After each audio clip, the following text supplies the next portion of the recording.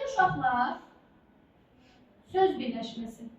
Söz birləşməsində dedik ki, iki müstəqil mənalı söz birləşib nə yaratmalıdır? Söz birləşməsi. İki müstəqil mənalı söz birləşməsə, o söz birləşməsi olmaz. Yəni, biz nələrə söz birləşməsi deyə bilmərik. Əgər bir tərəfdə köməkçi nitq hissəmiz varsa, yəni məsələn, deyirəm ki, sənin kimi. Səninin mənası var, kimi amma qoşmadı sıfıra bərabərdir. Bir söz birləşməsi yarada bilər? Olmaz. Bir də bizim dilimizdə ol, et, elə, bil və qıl feilləri var ki, bunlar bizə nə yaradacaq? Bunlar bizə mürəkkəb feilləri yaradır. Məsələn, mən deyirəm ki, dost olmaq və yaxud mən deyirəm ki, yaxın olmaq, düzdürmü? Bunlar bir yerdə mürəkkəb feili yaratdı bizə. Və biz burada iki dənə söz yanaşı görə bilərəm. Amma mən harada iki söz yanaşı gördümsə, ona söz birləşməsi deyə bilərəm? Yox. Mənim belə bir qaydam var ki, iki müstəqil mənalı söz birləşməsi yaratsın. Və burada bu bir dənə sözdür. Dost olmaq da bir sözdür, yaxın olmaq da bir sözdür. Bəs yaxşı müəllimə, bunları harada görsəm elə söz birləşməsi yaratmayacaq, elə bir qayda yoxdur. Nə zaman bunlar söz birləşməsi yarada bilər? Məsələn, deyirəm ki, sənin kimi oxuyan, sənin kimi bir sözün, oxuyan bir sözün, ikisi birləşir, nə yaratdı? Söz birləşməsi. Sonra dost olmaq. Dost olmaq ayrıca söz birləşməsi olmaz. Amma mən yazsam ki, yaxın dost olmaq, o zaman yaxın bir söz, dost olmaq bir söz. Yenə də iki müstəqil mənalı söz nə yaradır? Söz birləşməsi yaradır. Aydın oldu bu. Burada da problem yoxdur ki. Aha. İndi gəlin baxaq görək söz birləşmələri quruluşuna görə necə olur? Mən bunu əslində bu proqramdan güya ki çıxarılan mövzudur. Niyə keçirəm? Sizdə uzlaşma əlaqəsi ilə qrammatik normanı bilmək üçün, yəni ikisini bir-birindən fərqləndirmək üçün normanı, uzlaşmanı, söz birləşmələri bilməlisiniz. İkinci, siz mübtədanın söz birləşməsini ifadə olunduğu, xəbərin söz birləşməsini ifadə olunduğu və tamamlığın ifadə olunduğunu bilmək üçün yenə də burada bir boşluğumuz olacaq da. Bu boşluğu mən doldurmasam, siz qatasınız. Məsələn, bunun növləri var da, ikinci, üçüncü, birinci növü çıxardıqlar, təyinli söz birləşmələrini çıxardıqlar.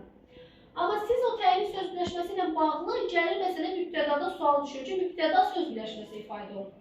Aydın olduğu onda qatas sayılır. Ona görə keçirəm. Yəni birdən harada seçilərsə mənim bunu çıxardıqlar, çıxarılır. Amma mübtədada düşəndə neyi neyəsə heç tapasın. Aydın oldu və xəbərdə düşəndə. Uşaqlar, söz birləşmələrinin quruluşca növləri. Yəni, mani olmur sənə. Başa düşürsən də. Uşaqlar, söz birləşmələri quruluşuna görə iki yerə bölünür. Sintaksisdə düzəltmə deyə bir anlayış yoxdur. Yəni, düzəltmə söz birləşməsi olmaz. Söz birləşməsinin tərəflərində olan söz düzəltmə ola bilər. Yəni, söz birləşməsinin özü düzəltmə deyil. Aydındır, ya sadə olar söz birləşməsi, ya da mürəkkəb. Deməli, söz birləşmələri quruluşsa ya sadə olur, ya da nə olur? Mürəkkəb. Sadə söz birləşməsi odur ki, burada iki dənə müstəqil söz olsun. Məsələn, kitabın üzü. Kitabının üzü. Bir, iki. İki dənə müstəqil söz olursa o sadədir. Mürəkkəb isə üç və daha çox. Daha burada durub deyə bilməz ya, iki və daha çox sözün birləşməsi. İki gördünsə sadədir.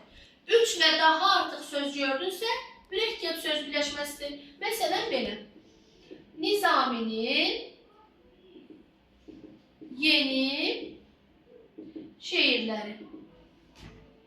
Nizaminin bir söz, yeni bir söz, şeirləri bir söz. Aydındır, bu da oldu bizim mürəkkəb söz birləşməmiz. İndi qaydaq bayaqki məsələyə. Yaxın dost olmaq. Burada siz çaşa bilərsiniz ki, müəllimə, üç söz var, yaxın bir, dost bir, olmaq bir. Yox. Dost olmağa mən dedim, necə baxırıq? Bir söz kimi. Bu Buna da bir söz kimi baxsam, buna da bir söz kimi baxsam, toplam 2'dir. 2 də olanda necə söz birləşməsi? Sadə. Aydın oldu. Və yaxud bayaqçı evə kimi gedən. Evə kimi bir sözümüzdür. Gedən bir sözümüzdür. 2 dənə söz yenə mənə nə yarattı? Sadə. İndi sadəni başa düşdük, mürəkkəb başa düşdük. Bu da belə. Uşaqlar, söz birləşmələrində 2 dənə tərəf var. Var əsas tərəf, var aslı tərəf. Bunlara diqqətli olaq. Mən bugün hamısını birdən keçməyəcəm ki, qatmayın. İsmini bir keçəcəm, ismini mənimsiyin. Sonra feil birləşmələri keçəcəm. Yəni tələsə keçmirəm, narahat olmayın. Onsuz çatdıracam sizə. Başa düşməyəsiniz, güvənli işlədərəm, nə benim hoşevlə də işlədərəm. Amma yəni proqrama aparırsa, 25 bal qrammatikadır deyib keçməyək. 1 balın özü belə bizə lazımdır. Yəni siz mənim zəhmətimə dəyər verin, mən də sizə bilmirsiniz də irəlilədim. Baxın uşaqlar, 2 dənə tərəf var. Bir söz birləşmələrində əsas tərəf, bir də aslı tərəf. Əsas tərəf adlanacaq ikinci tərəf. İkinci tərəf hansı tərəfdir? Əsas tərəf. Birinci tərəf hansı tərəfdir? Aslı tərəf. İndi baxın, kitabın üzü birləşməsini deyirəm. Kitabın neçənci tərəfdir? Birinci şərh. Deməli, bu hansı tərəfdir? Aslı. Üzü neçənci tərəfdir? 2. Deməli, bu əsas tərəfdir. İndi biz söz birləşmələrini necə bölərik? Söz birləşmələri əsas tərəfin, yəni neçənci tərəfin? İkinci tərəfin ifadə vasitəsinə görə 2 yerə bölünəcək. Bir daha deyirəm, söz birləşmələri əsas tərəfi, yəni ikinci tərəfdə adların və feilin işlənməsinə görə 2 yerə bölünəcək. Yəni ismi birləşmə, bir də feili birləşmə. Demək, əsas tərəfin, bax, əsas tərəf, ikinci tərəfin ifadə vasitəsinə görə neçə yerə bölündü? İsmi birləşmə və yaxud ismi birləşmənin ikinci adı bunu təyini söz birləşmələri üçün də görə bilərsiniz. Bir də feili birləşmə. Feili birləşmənin ikinci adı burada tərkiblər formasında da deyə bilərlər. Problem yoxdur. Yəni elə formada görsəz qatmayın. Aydındır. Deməli söz birləşmələrimiz 2 yerə bölündü. İsmi və feili. İsmi birləşmənin ikinci adı təyini söz birləşmələrimizdir. Feili birləşmənin ikinci adı tərkibdir. Mən bugün bax bunu sizə başa salacağım. Bunu tam öyrənin, sonra buranı biləsiniz olsun. Və tərkibləri qəşəng bilən uşaq sintaktik təhlili qəşəng işləyəcək. Sintaktik təhlil də qəbul imtahanında istifadə olunan bir mövzudur. Və tərkibləri qatmayan uşaq, hansı ki testin içində sizdən ki istəyəcəklər, məsələn, əlaqələrdə. Bax, orada qatmayasınız, ayrı-ayrı sual verməyəsiniz. Bunun özü çox böyük bir faktordur. İndi keçək təyinin söz birləşmələri. Uşaqlar, təyinin söz birləşmələri, mən bunu 3 dənə qəşəng yerə böləcəm, sonra lövhəni çəkib elə evə götürərik bu şəkilini. Aysu. Deməli, baxın bura. Uşaqlar, təyinin söz birləşmələrimiz 3 dənə yerə bölünəcək. Birinci növ, ikinci növ, bir də üçüncü növ təyini söz birləşmələri. Əslində çox rahatdır. Hallar dərsi var, müəyyən yer çal, qeyri-müəyyən yer çal. Bax, onunla bağlı bir dərsdir. Çünki keçən bunu sizə 3-4 dəfə keçmişdim haqqında. Onu heç tapa bilmirəm də. Yox, çox rahatdır, aynı çox rahatdır. Birinci növ təyini söz birləşməsi. Uşaqlar, birinci növ təyini söz birləşməsinin özünə məxsus olan xüsusi bir şəkilçisi yoxdur. Yəni, mən sizə deyə bilmərəm ki, sən get birinci tərəfdə larilər şəkilçisini axtar, harada gördünsə bu birinci növdür. Yəni, özünün xüsusi şəkilçisi yoxdur. Amma özünün şəkilçisi yoxdur deyə, mən deyə bilərəmmi ki, birinci növdə, heç vaxt birinci növün tərəflərində heç bir şəkilçi ola bilməz. Niyə olmasın ki? Özünün yoxudur da. Amma onun tərəflərində olan sözün tərkibində larilər cəm şəkilçisi ola bilər, nə bileyim, adi leksik şəkilçisi ola bilər də, düzdürmü? Yəni, bu bir xüsusi qayda deyil ki, özünün yoxdur deyə bunu qəbul etməsin. Özümün maşınım yoxdur. Mən kimsə maşının harası getməyir. Aydındır. Deməli, bunun özünün xüsusi şəkilçisi yoxdur. Amma xüsusi şəkilçisini bir daha deyirəm, olmamağı o demək deyil ki, mən ora şəkilçi qoşa bilmərəm. Tərkibində istər leksik, istərsə də qrammatik şəkilçilər ola bilər.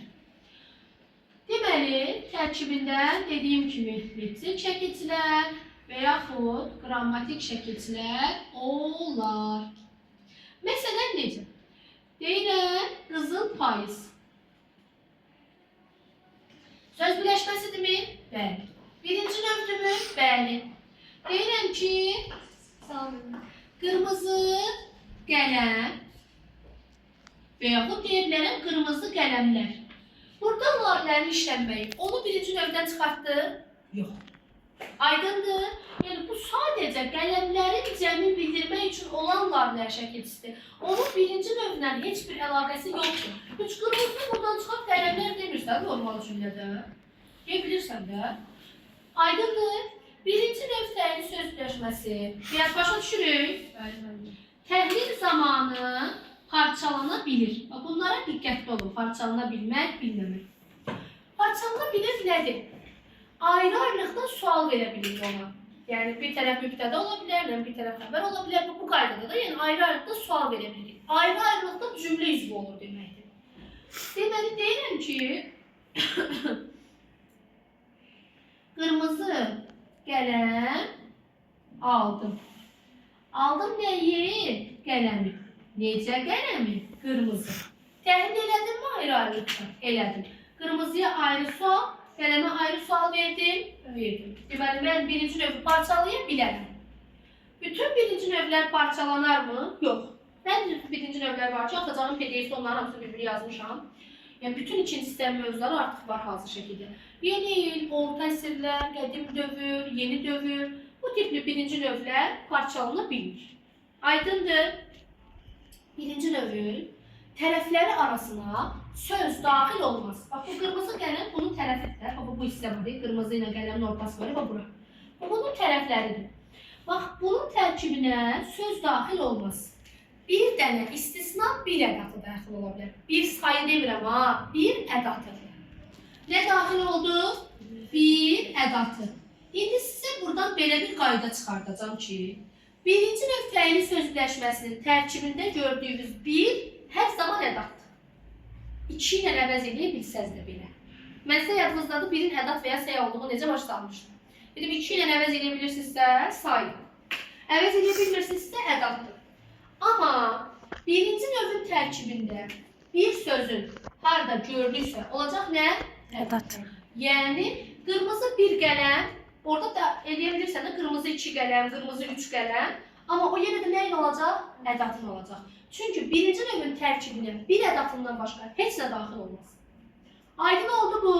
Başa düşdük. 2 ilə, 3 ilə, 5 ilə nə ilə əvəz edəsən, bu yenə də birinci növ olaraq qalır. Başa düşdük birinci növü. Şərtin heç nə yoxdur. Tərəflərinin şəkilçisi yoxdur. Sintaktik təhlil zamanı parçalandı. Tərkibində olan bir yalnız ədatdır. 3 dənə əsas qaydası var. Sadəcə mən geniş başa salıram deyə sizə uzun gələ bilər. Əslində çox balaca dərslərdir kitabda. Keçək indi ikinci növ təyini söz birləşməsinə. Uşaqlar, ikinci növ təyini söz birləşməsi nədir? Yadınızdadırsa mən sizə qeyri-müəyyən yəli çal keçmişdim. Birinci tərəf şəkilsiz, ikinci tərəf mənsubiyyət. 4-5 dərs hallar keçdim sizə bu ilin əvvəlində. Bax, o qeyri-müəyyən yəli çal, harada qeyri-müəyyən yəli çalınmış sözlərin, birləşmələrin varsa, o sənin ikinci növ təyini söz birləşməlidir. Yəni, birinci tərəf 0, yəni birinci tərəf heç bir şəkilçisi olmadan, çünki birinci növ qeyri-müəyyən yəli çalının heç bir şəkilçisi yoxdur axı. İkinci tərəf mənsubiyyət şəkilçisinin köməyi ilə yaranır. Daha deyirəm, birinci tərəf 0, yəni birinci tərəf heç bir şəkilçi olmadan, ikinci tərəf nəyin köməyi ilə yarandı? Mənsubiyyət şəkilçisinin köməyi ilə əmələ gəlir. Aydın oldu? Yəni bu nə deməkdir?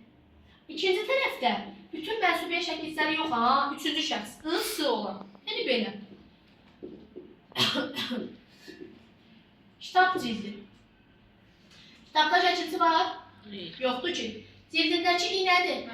Mənsubiyyət şəkilçisi. Müəllim sözü. Birinci hissə test bankı qəşəng bilən uşaq ikini rahat işləyəcək, çox rahat. Müəllim sözündə şəkilçi var? Yoxdur. Sözündəki ü nədir? Mənsubiyyət şəkilçisi. İndi bunun qaydalarına baxaq. İkinci növ təyin söz birləşməsinin tərəfləri arasına söz daxil olmaz. Bax, nə birə daxil olmadı, nə birinci növdə söz daxil olmadı, nə də ikidə. Amma bir də üçdə qəbul olacaq söz. İndi baxın. Müəllim lazımlı sözü deyirəm. Müəllim lazımlı sözü demirəm. Müəllimin, o zaman üçüncü növ olacaq. İndi baxın, mən müəllim lazımlı sözü demirəm ki, daxil edə bilmirəm də, cümlə düz gəlməyəcək. Mən üçüncüdə, çünki şəkilçinin özü orada olur, ona görə bərpa edirsən. Bir də, nə ikinci növ, nə üçüncü növ. Bir də birinci növ təhlil zamanı parçalana bilir. Təhlil zamanı bunlara ayrı-ayrı sual verə bilməzsən. Parçalanmayacaq. Deyirəm, kitab cildi qalındır. Qalındır nə? Mən cildinə ayrı sual, kitaba ayrı sual verdim, bir yerdə sual verdim. Deməli, nə olmadı? Parçalana bilməliz. İkinci növün tərəfləri eyni anda cəmlənməz. Yəni, sən həm kitab sözünü, həm cild sözünü cəmləndirə bilmərsən. Biri cəmlənməlidir. Bax, cəmlənər, amma ikisi də eyni anda yox. Biri, kitab, cildləri. Kitablar, cildlər deyə bilərik. Yox. Deməli, biri cəmlənə bildim. Kitab, cildləri. Aydın oldu. Başa düşdük ikinci növdə. Çətin deyil ki. Bəzi ikinci növlər var ki, tərəfləri eyni anda cəmlənir. İstisna. Bu da PDF-də var. Qocalar evləri, həmkarlar ittifaqları. Bunlar istisnalardır. Onları da PDF-də yazmışam. PDF-i o qədər şey düzəltmişəm. Yəni, sizin üçün çox rahat onu oxumaq. İndi baxaq, üçüncü növ. Müəyyən yeri çalı bilirik də şəkilçisini. In, in, un, ün. Yanında nə gəlirdi? Mənsubiyyət şəkilçili sözlə. Müəyyən yeri çalı bilən uşaq üçüncü növ təyin söz birləşməsini göydə biləcək. Deməli, üçüncü növ təyin söz birləşməsi nədir? Birinci tərəf yelik, yəni yeri çalın in, in, un, ün şəkilçisi. Plus ikinci tərəf nə şəkilçisi? Mənsubiyyət şəkilçisi. Burada yalnız üçüncü şəxs mənsubiyyət şəkilçisi idi. Amma burada bütün şəxslərin mənsubiyyəti ola bilər. Day demirəm, hamısı eyni anda işlənsin, bütün şəxs mənsubiyyətlərin sözü arda-arda qoş. İndi yerinə görə də nə birinci şəxsin təkimi, ikinci şəxsin cəmimi, bax bu vəziyyətdə. İndi bura necə istifadə edə bilərik? Anamın sözü. Anamındakı ın nədir? Yelçal. Sözündəki ü nədir? Mənsubiyyət şəkilçisi. Burada ını görürsünüz? Yox. In olmayan ikinci növdür. Inı olan üçüncü növ. İkinci növdə parçalanmaz, üçüncü növdə təhlil zamanı nə eləyər? Parçalana bilməz. Anamın sözü vacibdir. Vacibdir nə? Anamın sözü. Sizə bir dənə bilgi öyrədim. Əgər siz sintaktik təhlil edirsinizsə, həmin o sintaktik təhlilin içində kimin, nəyin, haranın sualını hansısa bir cümlə üzvünə vermişsinizsə, deməli, sizin sintaktik təhliliniz başın ayağı səhvdir. Çünki mənim cümlə üzvlərimdə kimin, nəyin, haranın sualı yoxdur. Bu parçalanmır axı üçüncü növ. Bu parçalansaydı anamın sözündə kimin sualı ortaya çıxacaq? Axı parçalanmır.